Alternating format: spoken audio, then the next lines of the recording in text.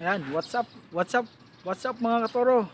Good morning, good morning, good morning po sa inyo lahat, sa mga viewers, sa mga subscriber at walang sawang tumatangkilik po sa Turong Gala. Yan, sa mapagpalang araw po sa ating umaga. Ngayong umagang ito. Ang topic po natin ngayon mga katoro, mga kaibigan, ay sinyales na ang inyong mga baka ay na babae ay naglalandi na o partel.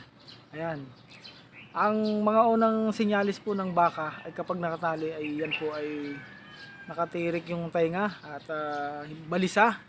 Yan. Umuungal o laging maingay. Yan po ang inyong baka ay at ang isa pa po ay meron po sa puwerta niya na lumalabas na para pong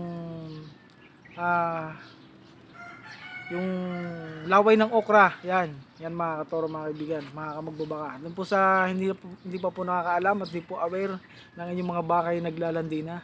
So yan po yung mga posibleng senyales at ang unang-una pa po ay kung kayo may toro, ang baka po hindi tinatantanan at yan po ay lagi nakasunod yung toro doon sa babae. At mapapansin po naman nyo yung inyong babaeng baka, yan po ay tumitigil at kusang pinapaikutan ng inyong toro. Yan po yung mga posibleng sinyalis ng mga baka nyo na babae na pag naglalandi na mga katoro, mga kaibigan. At yan po ay hindi nagkakakain, ikot ng ikot sa talian. Yan. At lagi po sa sinusundan ng toro. Yan po yung topic natin ngayong araw na to mga katoro, mga kaibigan. Halika po tunghayan natin yung babaeng naglalandi na ipapakita ko sa video. Yan. Samahan po niyo ako at panoorin.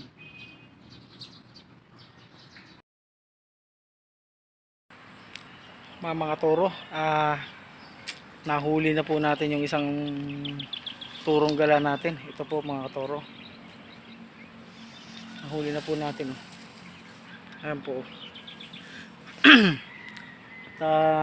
Sinusundan po niya yung isang baka natin na naglalandi na, magpapababa na. What?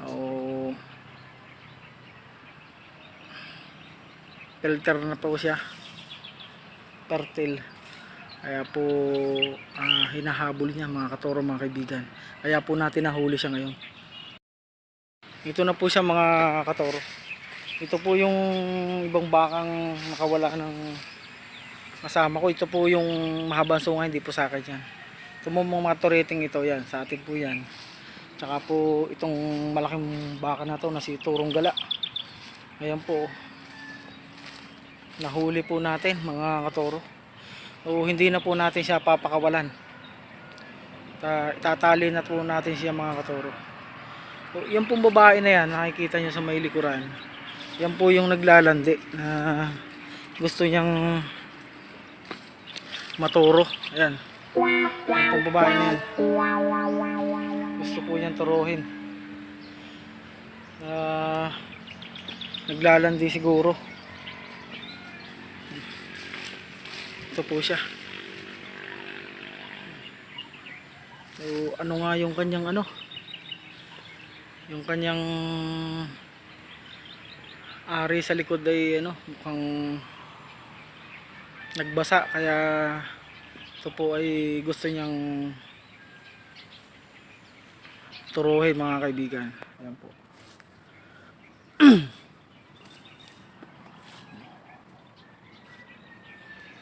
Titingnan po natin kung matuturo niya mga kaibigan. Abangan po natin.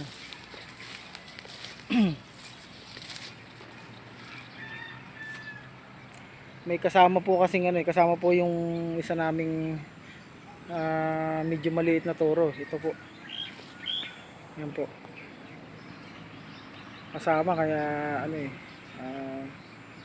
nagugulo tong malaking toro. Yan po. Itatali ko na po itong isang turong gala ko na to mga kaibigan. Yan po. So, natatakot na po ako na hindi itali kasi sobrang laki na. Baka kung anong mangyari sa kanya. Ito na po siya mga katoro. At tuturuan ko po siyang kumain ng page para po mas bumilog yung katawan niya.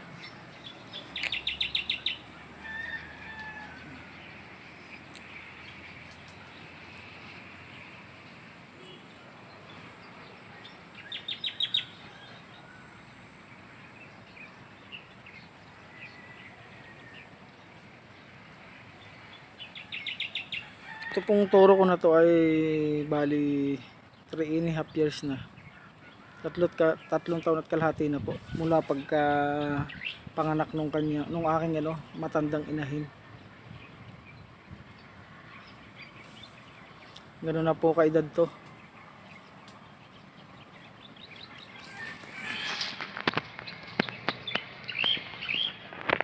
Yung mga paa po niya ang lalaki. Parang paa ng kalabaw.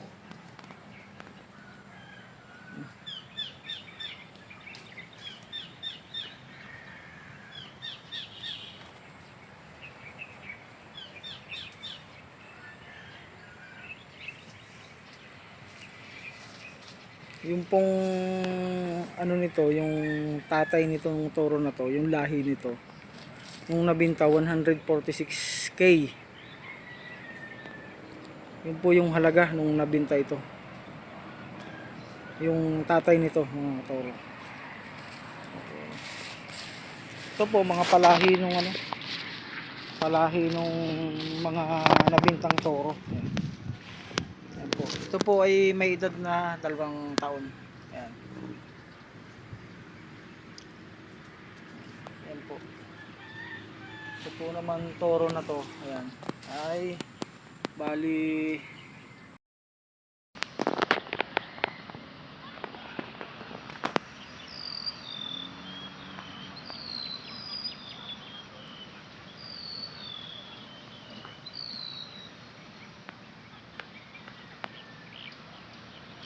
mga katoro.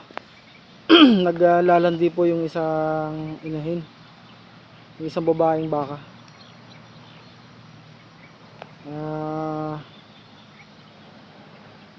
Kaya po pinakawala natin to kahit may tali.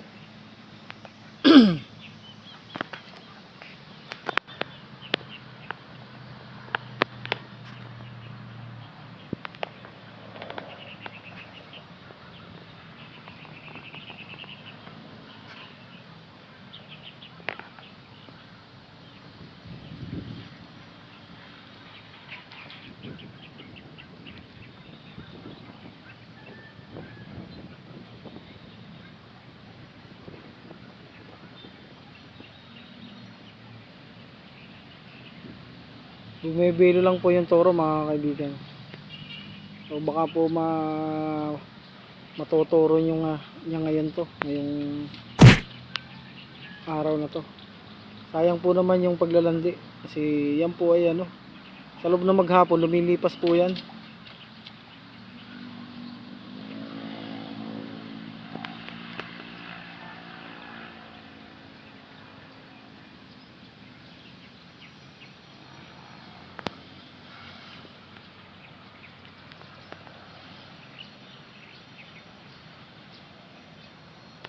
Mukhang tumatakbo yung babae. Takot dun sa torong malaki.